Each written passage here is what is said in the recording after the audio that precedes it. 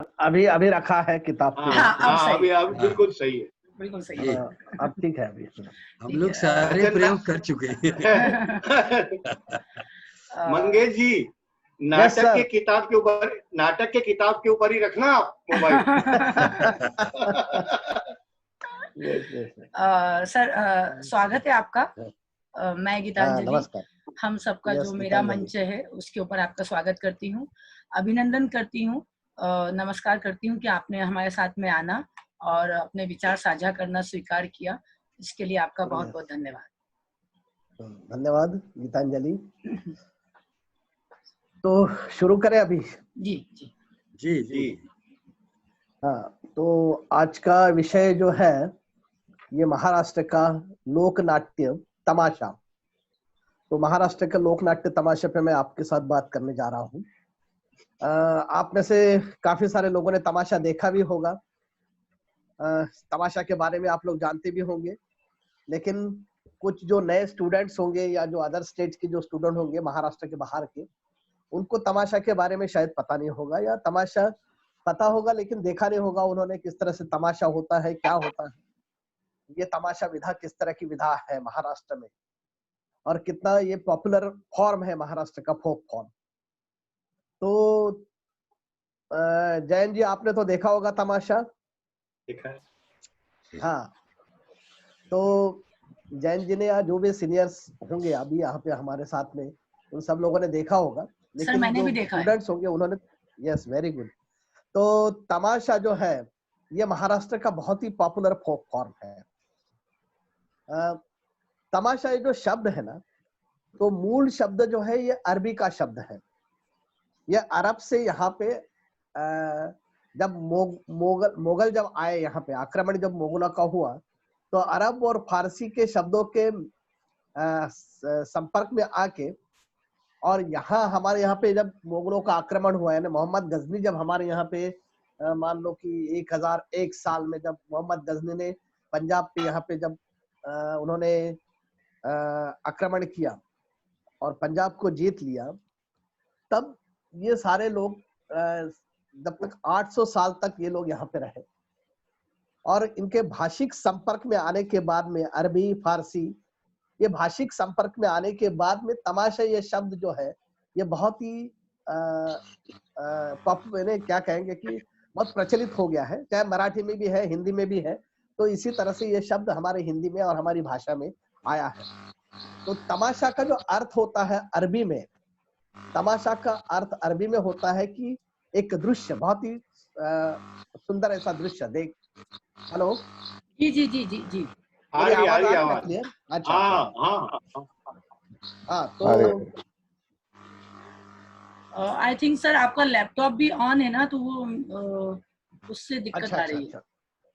थोड़ा लैपटॉप को दूर कर दीजिए। हाँ, बाजू में कर दिया मैंने, लैपटॉप को थोड़ा बाजू में कर दिया। सोशल डिस्टेंसिंग कर दो उसकी। तो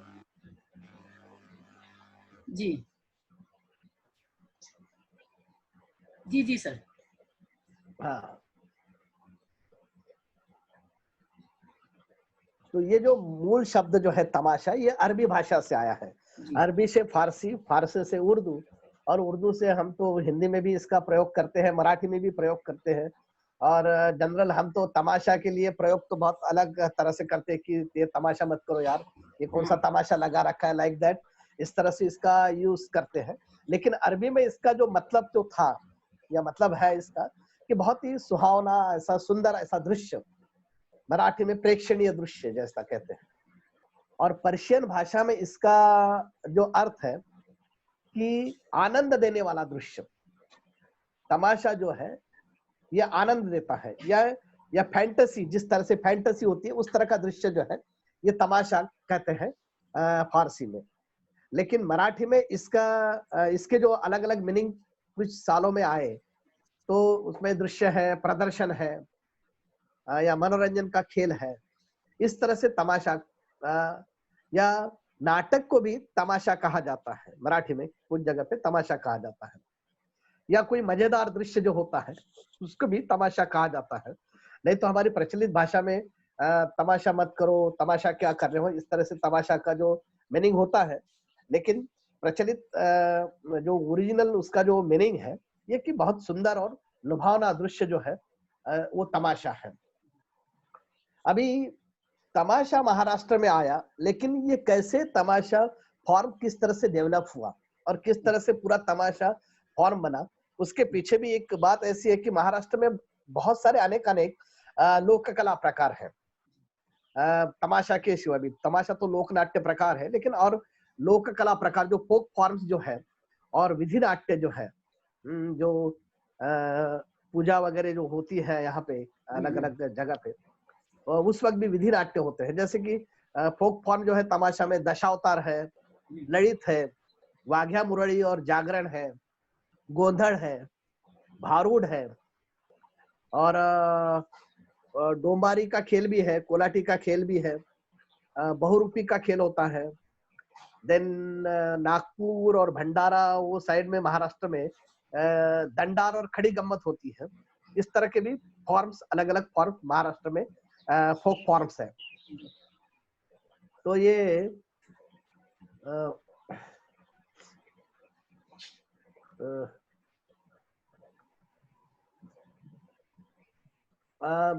तमाशा जो है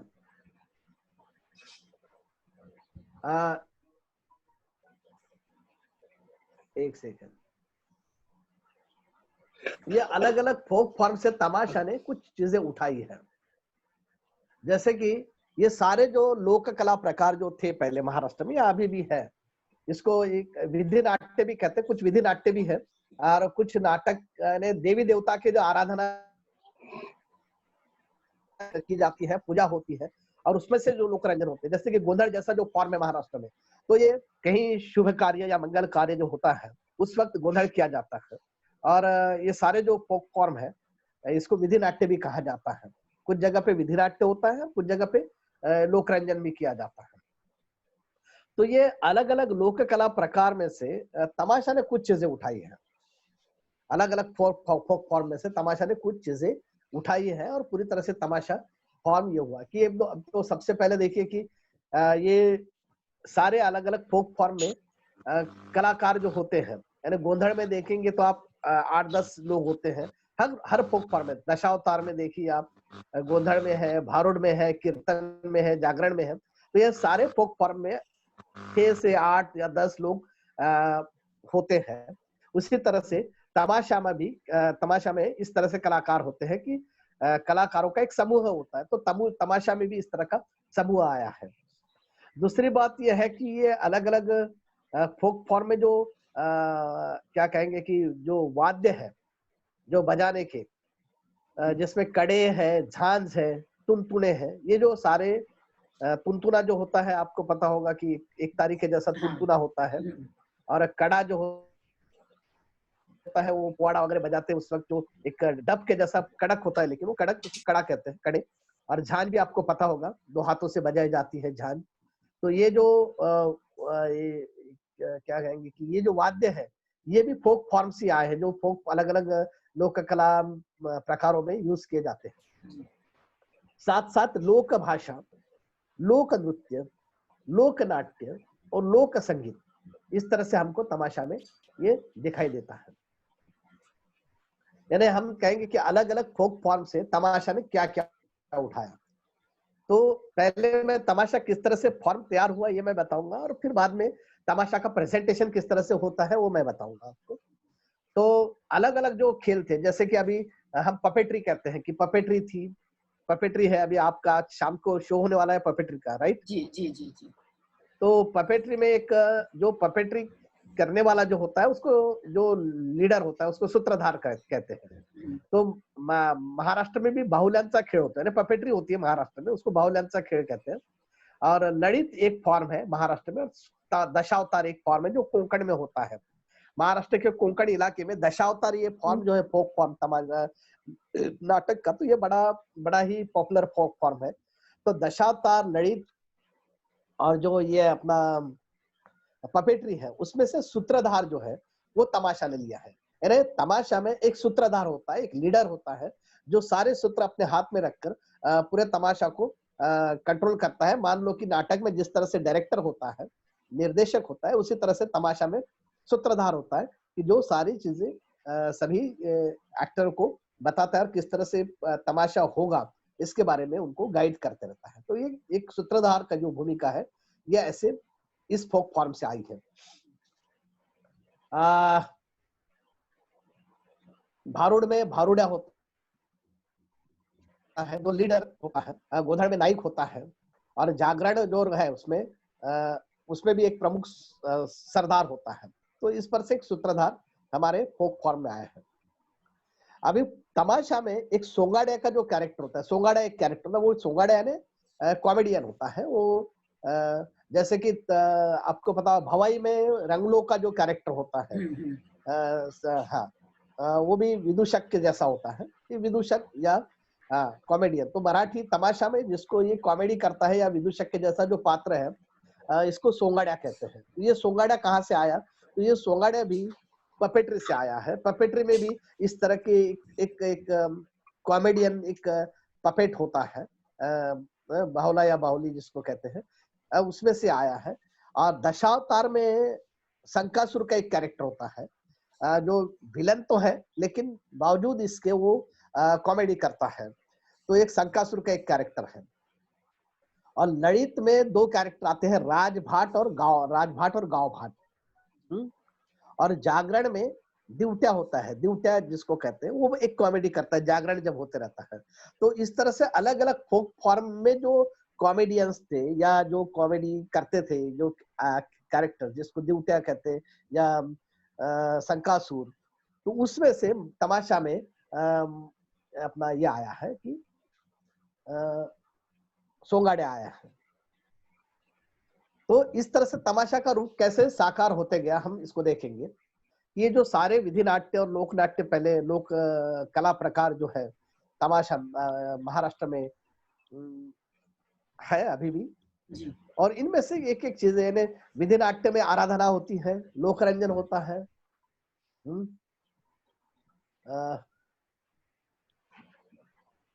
अभी तमाशा में आपने देखा होगा कि लावणी नृत्यांगना होती है।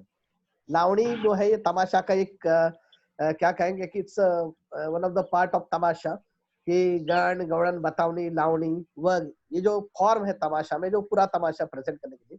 तो लावणी जो है ये बहुत ही पॉपुलर फॉर्म है तमाशा का, नृत्य का फॉर्म है।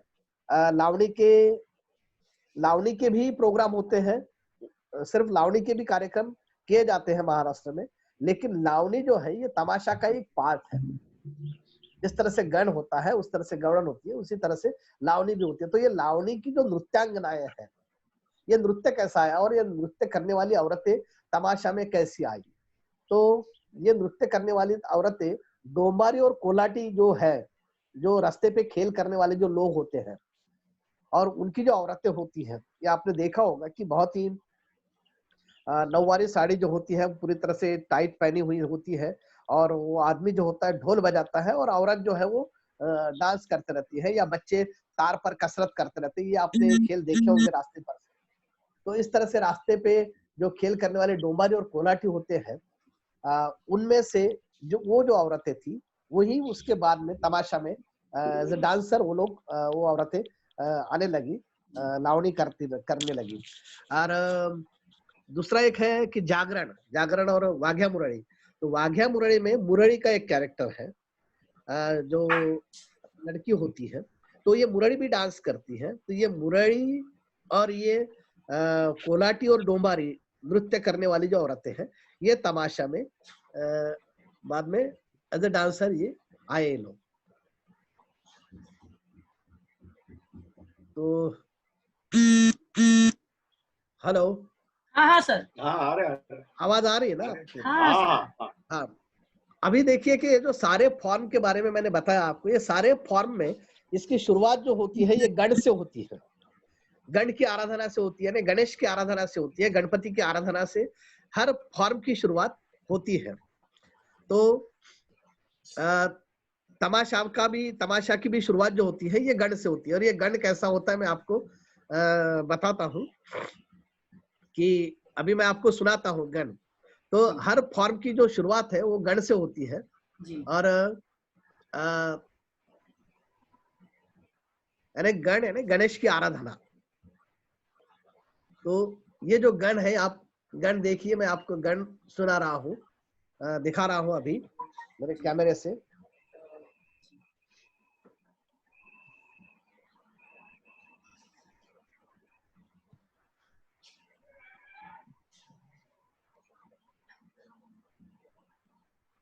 एक्चुअली में क्या है ना, सर ने व्यवस्था करी थी कि ऑडियो और वीडियो के साथ हम लोग ये क्लास करें, लेकिन वो प्रैक्टिकल करने के बावजूद संभव नहीं हो पाया। ये देखिए, आपको दिख रहा है ढोलकी। जी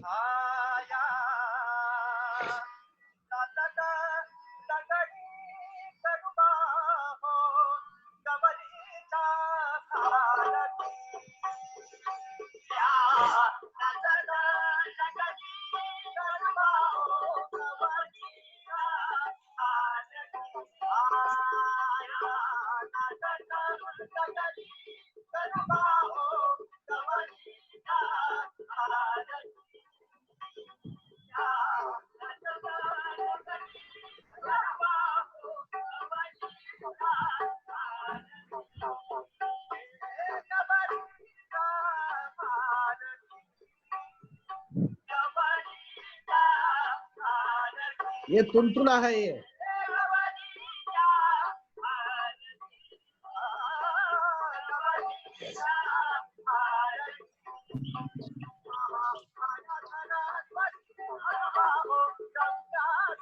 चार्जर आणि चार्जर माझं आण बरं.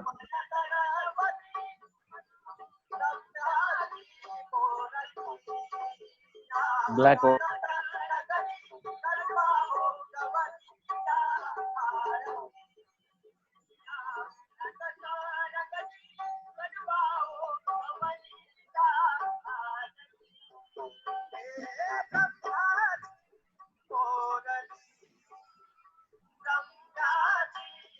मंगेश ऑडिओ वाढव त्याचा. हाँ, एक मिनिट.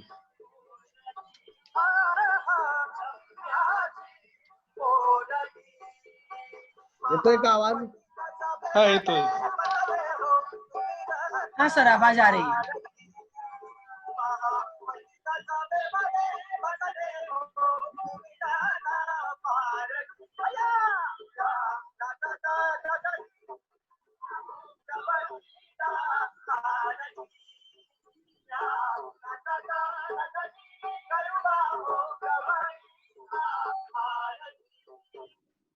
तो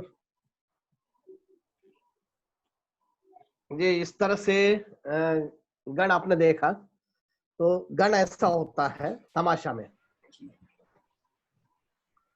तमाशा में गण के बाद में गौड़न होती है. तो ये गौड़न जो है,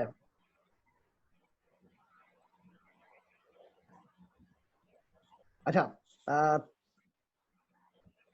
गौड़न तो मैं बाद में दिखाऊंगा, लेकिन इसके पहले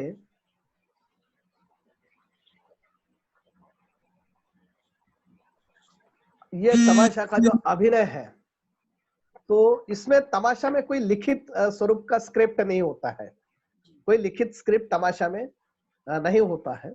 आपको पता होगा कि कोई भी नाटक या तमाशा, वग नाट्य जो करना है तमाशा में, तो ये कथा एक्टरों को सुनाई जाती है और सबको एक एक कैरेक्टर दिया जाता है, और पूरी स्टोरी कथा कहने के बाद में कैरेक्टर इम्प्रोवाइज करते रहते. पूरे एक्टर जो है वो अपना कैरेक्टर इम्प्रोवाइज करके डायलॉग भी इम्प्रोवाइज करते हैं और इस तरह से डायलॉग बोलते हैं. तो इसमें कोई स्क्रिप्ट नहीं होता. तो एक स्पॉन्टेनिटी होती है, उत्स्फूर्तता जिसको कहते हैं, कि एक स्पॉन्टेनियस जिस तरह से एक्टर्स जो है अपने डायलॉग बोलते हैं.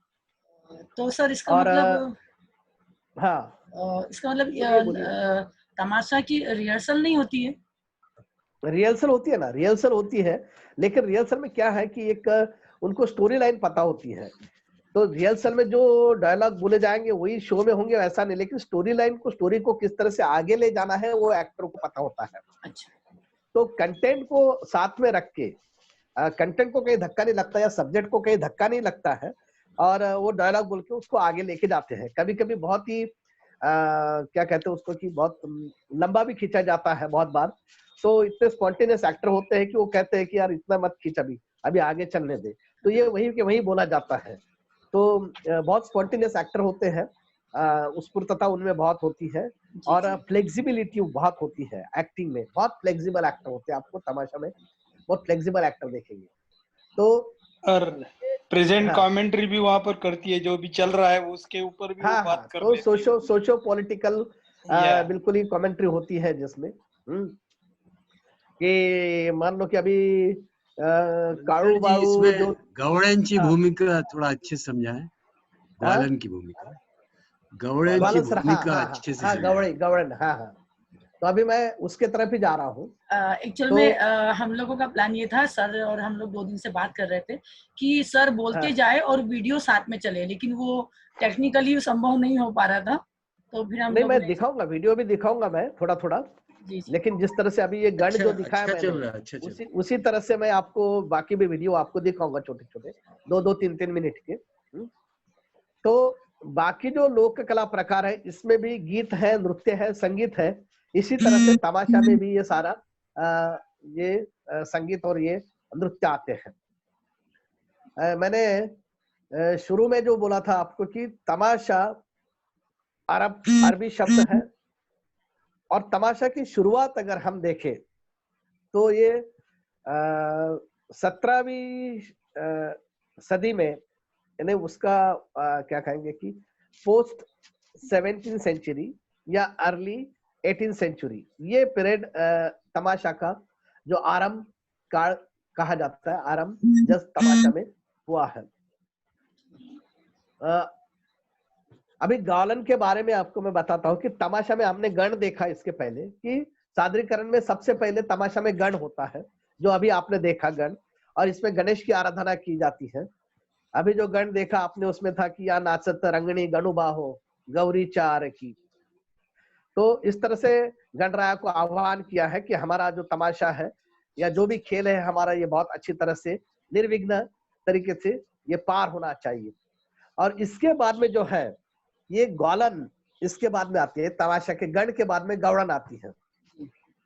तो ये पारंपरिक तमाशा में गण के बाद में गौड़न आती है। और ये ग्वालन जो होती है, तो ये राधा और कृष्ण की जो श्रृंगार लीला, नृत्य, नाट्य जो है, ये इसमें दिखाया जाता है। तो ये जो ग्वालने होती है, तो ये सारी ग्वालने कहती है कि चलो चलो चलो चलो मथुरा के बाजार को हमको जाना है, और सबको आवाज देती है। और सबको आवाज देने के बाद में ये सारी ग्वालने मथुरा के बाजार के लिए निकलती है। ये इस तरह का एक टिपिकल फॉर्मेट है इसका। और फिर ये इसमें कहती है बंसड़ ग्वालने, जी जो कृष्ण और हाँ पेंड्या भी रहता है, तो हाँ इसमें जो हाँ, मावशी रहती है, मावशी हमेशा थर्ड जेंडर ही दिखाती है। यस यस, थर्ड जेंडर ही दिखाते हैं मौसी इसमें। ये जो थर्ड जेंडर भी है सर, ये हर हर आप देखिए कि बहुत से फोक फॉर्म में ये है। ये आपको यात्रा में भी देखिएगा, आपको यात्रा में जो बंगाल में जो यात्रा होता है, उसमें बड़ा सा का एक पात्र होता है, और वो भी मेल होता है। वो भी साड़ी पहन के एक्ट करता है, और उसको वो मेल भी होता है, उसको मूछें भी हो सकती है, उसको दाढ़ी भी हो सकती है, लेकिन वो पहनेगा साड़ी। तो और आप खड़ी गंबत और दंडार जो देखेंगे महाराष्ट्र के नागपुर और भंडारा और चंद्रपुर वो डिस्ट्रिक्ट में जो जिस तरह से खड़ी गंबत होती है, उसमें भी एक कैरेक्टर आता है। मराठी तमाशा में जो ये कैरेक्टर जो आया है मौसी का, तो जनरली फोक यात्रा में जिस तरह से बाड़ासा का जो पात्र है, वहीं से ये उठाया गया है, ऐसा मानते हैं कुछ संशोधक। तो मेल जो होता है वो साड़ी पहन के मनोरंजन करने के लिए वो आता है। तो ये बड़ा इंटरेस्टिंग कैरेक्टर होता है इसमें का, मौसी का। और ये आपको मैं दिखाऊंगा अभी मौसी किस तरह से है, गौड़न में आ रही है। सर ये किन्नर का प्रतीक है कि मात्र मेल साड़ी पहन के कर रहा है? मात्र मेल साड़ी पहन के किन्नर का प्रतीक नहीं है, ये मात्र मेल साड़ी पहन के आता है। और ये इसमें से एक कॉमेडी पैदा होती है कि देखिए अभी उसमें एक डायलॉग इस तरह से भी होता है कि ये मावशे तुला दाड्या मिशा कशा ग, ऐसा अगर बोला तो वो बोलती मी माझ्या बापावर गेली। तो ये समझ में आ गया होगा आपको डायलॉग मराठी में। जी जी। कि मावशी तुमको तो मुछे है, तुम साडी पहन के मावशी तुला दाढी मिशा कशा आल्या ग? तर म्हणते मी माझ्या बापावर गेली मग. हम जो इस तरह से जो डायलॉग है तो ये आते हैं, इसमें से कॉमेडी पैदा होती है और ये बड़ा इंटरेस्टिंग है. मैं आपको एक्चुअल गवळण दिखा रहा हूँ अभी यहाँ पे. दो तरह की गवळण होती है, एक हाड़ीची गवळण और एक विनवणीची गवळण. हाड़ीची गवळण मीन्स आवाज देते हैं सारी गवळणे को कि चलिए हमको मथुरा के बाजार जाना है. और बाजार मोठा लवकर गाठा, मथुरेच्या हाटा चला निघा निघा ग. इस तरह की गवळण, ये हाड़ी की गवळण कि तुम्ही चला आमच्या सोबत, आप चलिए हमारे साथ में, मथुरा के बाजार जाना है. और दूसरी जो विनवनी की गवळण जो है यानी रिक्वेस्ट की जाती है, उसमें ये रिक्वेस्ट कृष्ण को की जाती है क्योंकि ये ग्वालने जब मथुरा के बाजार जाती है तब कृष्ण इनका रास्ता अड़ाता है और कहता है कि मुझे टैक्स दिए बगैर आप जा नहीं सकते हो मथुरा के बाजार में. और फिर उनको ये सारी ग्वालने उसको रिक्वेस्ट करती है कि हमको जाने दो, हमको मथुरा के बाजार जाना है. और फिर बोलते हैं कि कुछ मनोरंजन करो. तो फिर ये ग्वालने वापस लावनी करती है, गवड़न गाती है और ये जो है इसको विनोनी की गवड़न कहते हैं. तो ये विनोनी, ये गवड़न में कैरेक्टर भी होता है ना बंसड़ जी? पेंद्या भी है, कृष्ण का जो साथी है, असिस्टेंट. हाँ, कृष्ण का साथी, वो भी बड़ा कॉमेडियन होता है. वो अभी मैं आपको दिखा रहा हूँ गवड़न. गवड़न देखिए, उसी तरह से हम देखेंगे.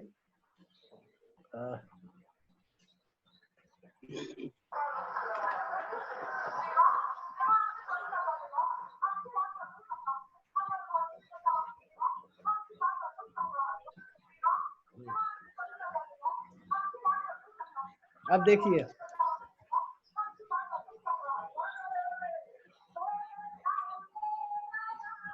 आवाज आ रही क्या आपको? जी जी जी जी.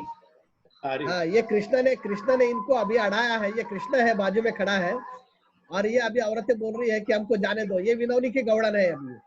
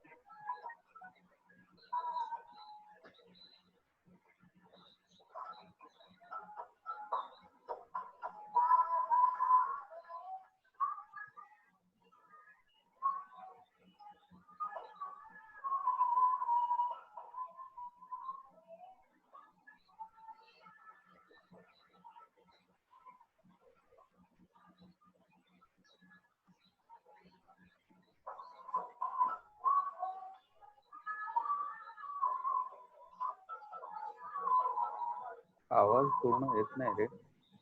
आवाज येत नाही का? थोडा कमी येतो म्हणजे.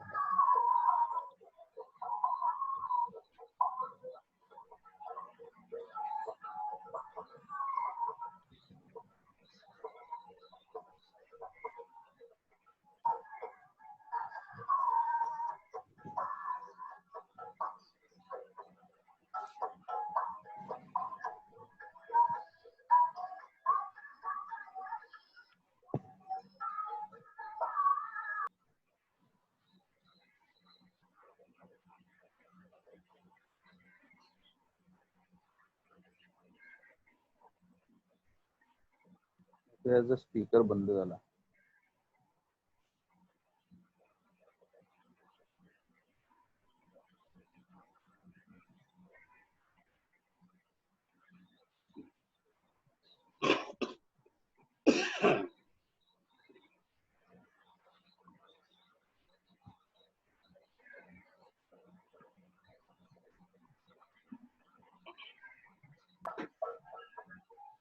हेलो, हाँ हाँ सर, आवाज आ रही है ना? हाँ हाँ।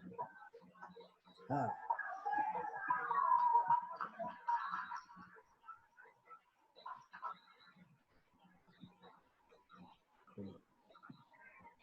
तो ये ग्वालन आई, लेकिन जी। ग्वालन से पहले मुजरा भी होता है, मुजरा।